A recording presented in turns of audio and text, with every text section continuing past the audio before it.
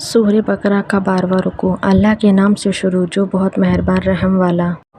تم فرما دو جو کوئی جبرائیل کا دشمن ہو تو اس نے تو تمہارے دل پر اللہ کے حکم سے یہ قرآن اتارا، اگلی کتاب کی تصدیق فرماتا اور ہدایت و بشارت مسلمانوں کو۔ جو کوئی دشمن ہو اللہ اور اس کے فرشتوں اور اس کے رسولوں اور جبرائیل اور میکائیل کا تو اللہ دشمن ہے کافروں کا۔ اور بے شک ہم نے تمہاری طرف روشن آیتیں اتاری اور ان کے منکر نہ ہوں گے مگر فاسق لوگ۔ اور کیا جب کبھی کوئی عہد کرتے ہیں ان میں کا ایک فریق اسے پھینک دیتا ہے بلکہ ان میں بہتروں کو ایمان نہیں۔ اور جب ان کے پاس تشریف لایا اللہ کے یہاں سے ایک رسول ان کی کتابوں کی تصدیق فرماتا تو کتاب والوں سے ایک گروہ نے اللہ کی کتاب اپنے پیچھے پھینک دی گویا وہ کچھ علم ہی نہیں رکھتے، اور ان کے پیرو ہوئے جو شیطان پڑھا کرتے تھے سلطنت سلیمان کے زمانے میں، اور سلیمان نے کفر نہ کیا۔ ہاں شیطان کافر ہوئے لوگوں کو جادو سکھاتے ہیں، اور وہ جادو کو بابل میں 2 فرشتے ہاروت و ماروت پر اتارا، اور وہ دونوں کسی کو کچھ نہ سکھاتے جب تک یہ نہ کہہ لیتے کہ ہم تو نیری آزمائش ہیں، تو اپنا ایمان نہ کھو۔ تو ان سے سیکھتے وہ جس سے جدائی ڈالے مرد اور اس کی عورت میں، اور اس سے ضرر نہیں پہنچا سکتے کسی کو مگر خدا کے حکم سے۔ اور وہ سیکھتے ہیں جو انہیں نقصان دے گا نفع نہ دے گا، اور بے شک ضرور انہیں معلوم ہے کہ جس نے یہ سودا لیا آخرت میں اس کا کچھ حصہ نہیں، اور بے شک کیا بری چیز ہے وہ جس کے بدلے انہوں نے اپنی جانیں بیچی۔ کسی طرح انہیں علم ہوتا، اور اگر وہ ایمان لاتے اور پرہیزگاری کرتے تو اللہ کے یہاں کا ثواب بہت اچھا ہے، کسی طرح انہیں علم ہوتا۔ تفصیل شان نزول۔ یہود کے عالم عبدل بن سریہ نے حضور سید عالم صلی اللہ تعالیٰ علیہ وآلہ وسلم سے کہا آپ کے پاس آسمان سے کون سا فرشتہ آتا ہے؟ فرمایا جبرائیل۔ ابن سریہ نے کہا وہ ہمارا دشمن ہے، عذاب شدت اور خسف اتارتا ہے، کئی مرتبہ ہم سے عداوت کر چکا ہے، اگر آپ کے پاس میکائیل آتے تو ہم آپ پر ایمان لے آتے۔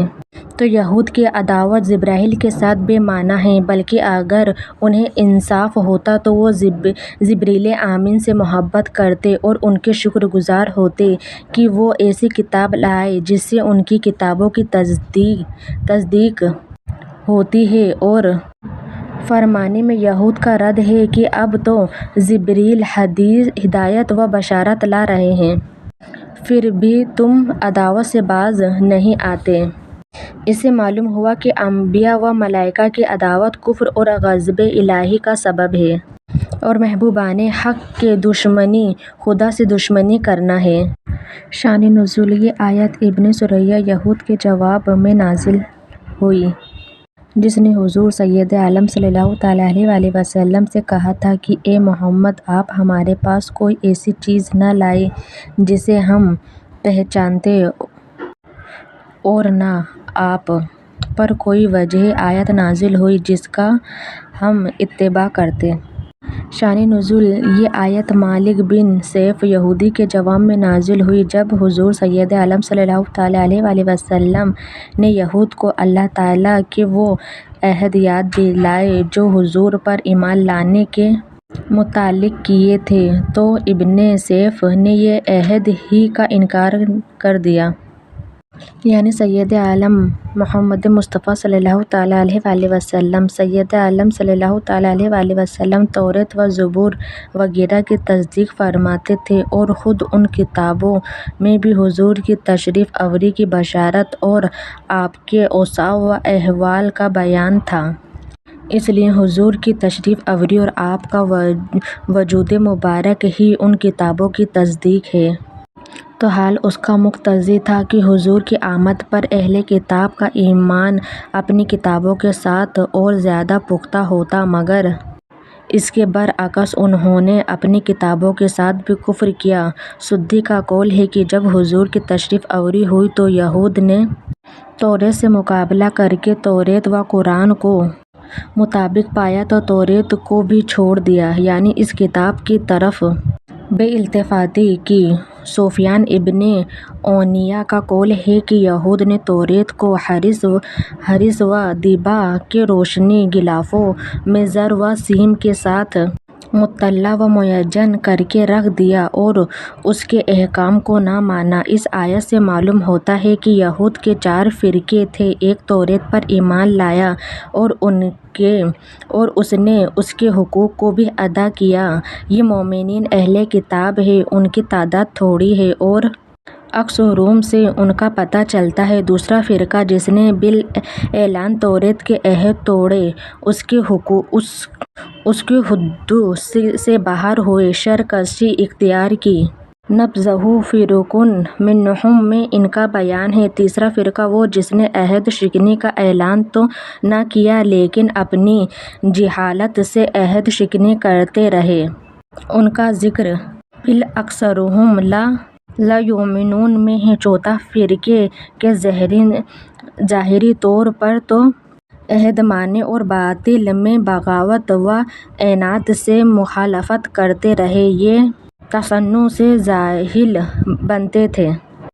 ان پر دلالت ہے۔ شان نزول: حضرت سلیمان علیہ السلام کے زمانے میں بنی اسرائیل جادو سیکھنے میں مشغول ہوئے تو آپ نے ان کو اس سے روکا اور ان کی کتابیں لے کر اپنی کرسی کے نیچے دفن کر دیں۔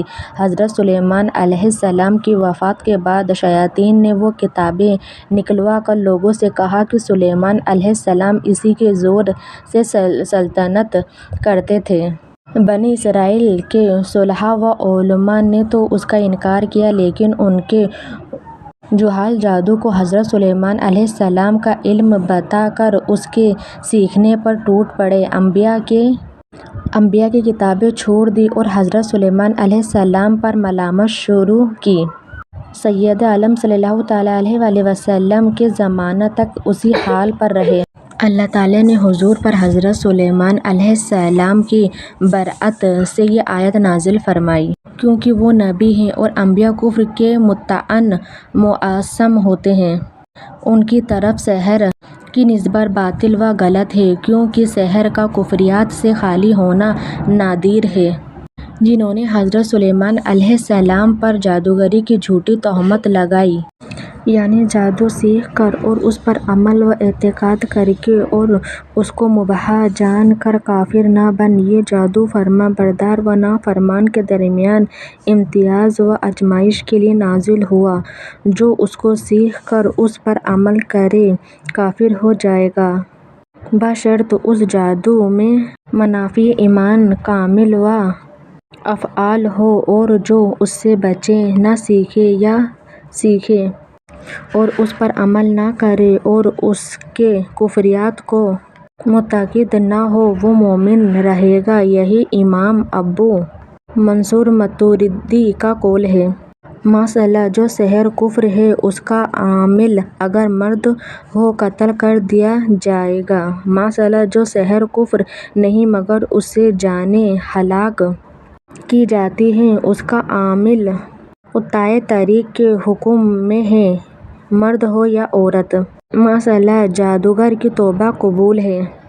مسئلہ: اس سے معلوم ہوا کہ مؤثر حقیقی اللہ تعالیٰ ہے اور تاثیر اسباب تحت مشیت ہے، اپنے انجام کار و شدت عذاب کا۔ حضرت سید کائنات صلی اللہ تعالیٰ علیہ وآلہ وسلم اور قرآن پاک پر